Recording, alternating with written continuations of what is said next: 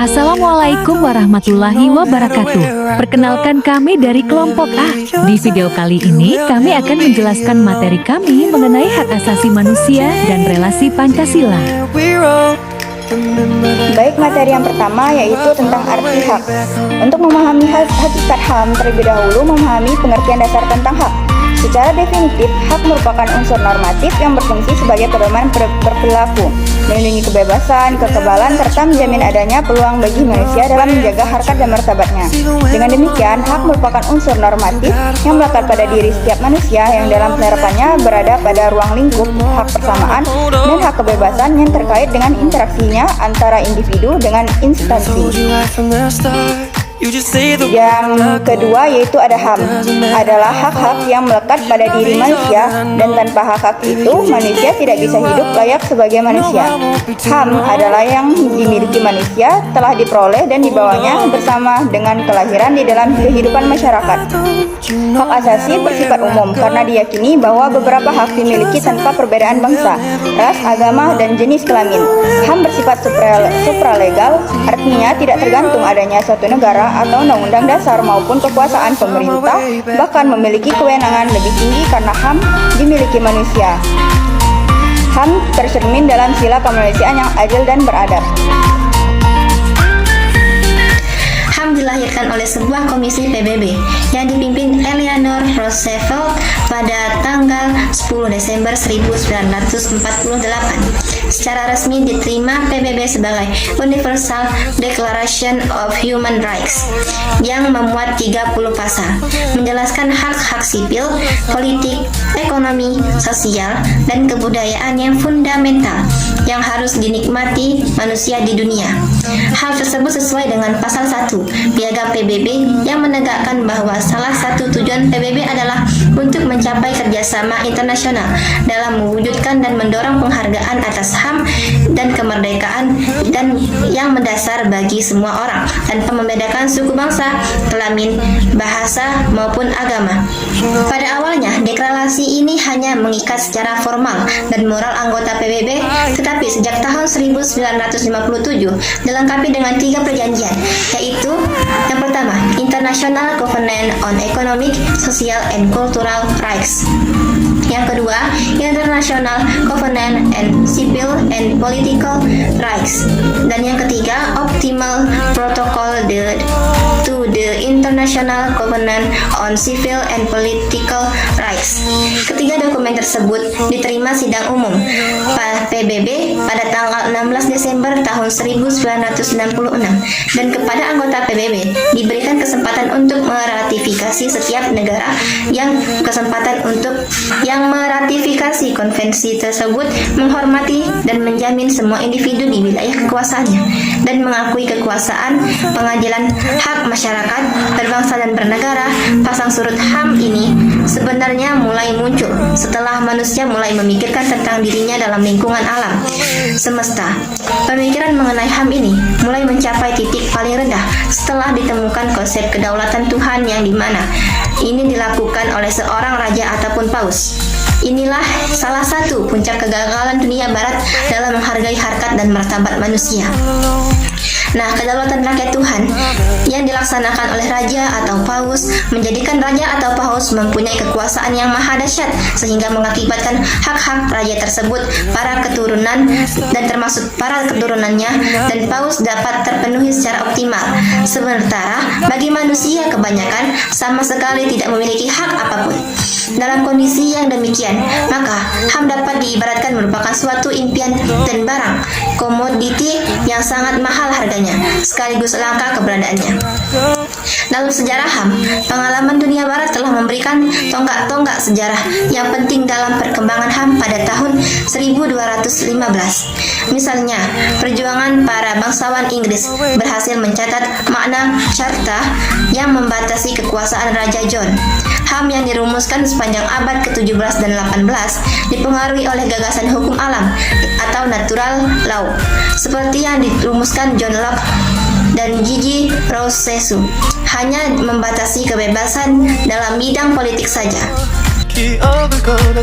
Dalam Undang-Undang HAM, pasal 1 menyatakan bahwa HAM adalah seperangkat hak yang melekat pada hakikat dan keberadaan manusia sebagai makhluk Tuhan yang Maha Esa dan merupakan anugerahnya yang wajib dihormati, dijunjung tinggi dan dilindungi oleh negara, hukum pemerintah, dan setiap orang demi kehormatan serta perlindungan harkat dan martabat manusia.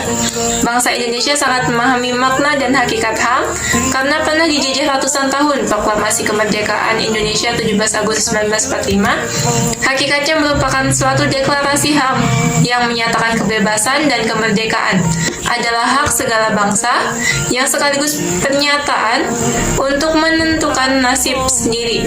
Dasar Negara Kesatuan Republik Indonesia, Pancasila juga menegaskan betapa pentingnya HAM tercermin dalam sila kemanusiaan yang adil dan beradab. Pembukaan Undang-Undang Dasar 1945 sebagai pokok kaidah fundamental Negara Kesatuan Republik Indonesia menegaskan pemahaman bangsa Indonesia terhadap HAM, dan karena termuat di dalam dasar negara dan pokok kaidah fundamental negara, maka pelaksanaan HAM bersifat imperatif bagi pemerintah Indonesia. Apalagi prinsip-prinsip HAM juga dimuat dalam pasal-pasal Undang-Undang Dasar 1945 menunjukkan betapa besar perhatian, pemahaman, dan kemauan untuk mengimplementasikan Undang-Undang Dasar 1945 memuat prinsip-prinsip HAM meliputi hak individu, sosial, ekonomi, dan politik. Misalnya hak untuk memperoleh pengajaran, hak kebebasan, berserikat, berkumpul, dan mengeluarkan pendapat, persamaan warga negara di depan hukum. Akan beberapa rumusan HAM dapat ditarik kesimpulan tentang beberapa ciri pokok hakikat HAM, yaitu 1. HAM tidak perlu diberikan, diberi, atau diwarisi. HAM adalah bagian dari manusia secara otomatis. Yang kedua, HAM berlaku untuk semua orang tanpa memandang jenis kelamin, ras, agama, etnis, pandangan politik, atau asal-usul sosial dan bangsa. Yang ketiga, HAM tidak bisa dilanggar. Tidak semua orang pun mempunyai hak untuk membatasi atau melanggar hak orang lain. Orang tetap mempunyai HAM walaupun sebuah negara membuat hukum yang tidak melindungi atau melanggar HAM. Saya akan menjelaskan mengenai perkembangan pemikiran HAM. Dalam perkembangannya, pemikiran mengenai HAM mengalami pasang surut sejalan dengan sejarah peradaban manusia, terutama dalam ikatan kehidupan. Gagasan HAM pada dasarnya merupakan akibat dari perkembangannya aliran rasionalisme. Apabila sejarah perkembangan HAM dikaji, sekurang-kurangnya terdapat dua kelompok pemikiran. Yang pertama yaitu kelompok pertama berpandangan bahwa HAM berpusat pada hal-hal yang berkaitan dengan hukum dan politik. Dan yang kedua, kelompok kedua pembahasan HAM merupakan perluasan HAM dari kelompok pertama.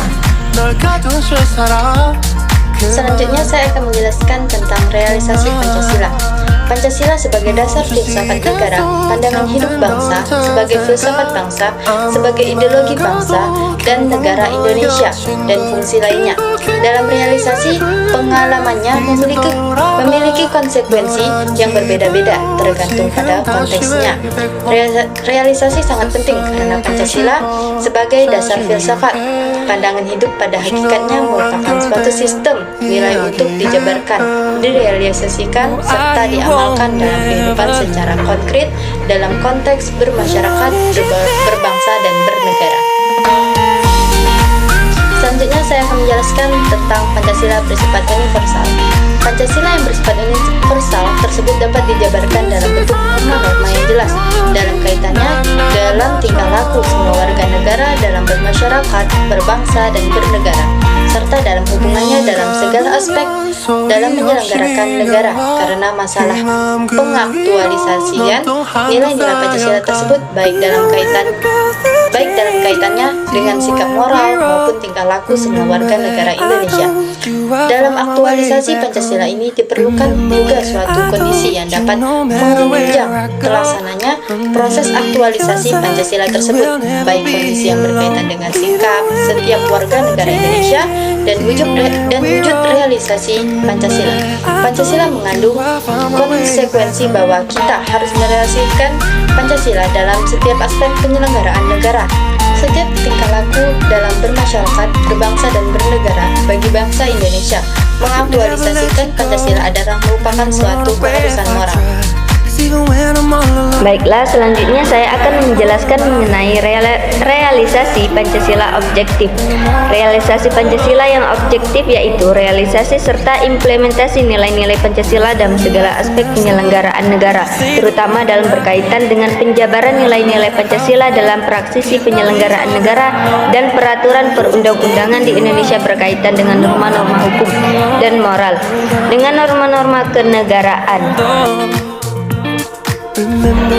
Dan selanjutnya saya akan menjelaskan mengenai realisasi Pancasila yang subjektif. Realisasi Pancasila secara subjektif adalah pelaksanaan Pancasila dalam pribadi perorangan, baik warga negara atau masyarakat, individu, penduduk, penguasa negara ataupun pemimpin rakyat maupun orang Indonesia. Itulah penjelasan dari materi kami. Sekian dan terima kasih. Wassalamualaikum warahmatullahi wabarakatuh.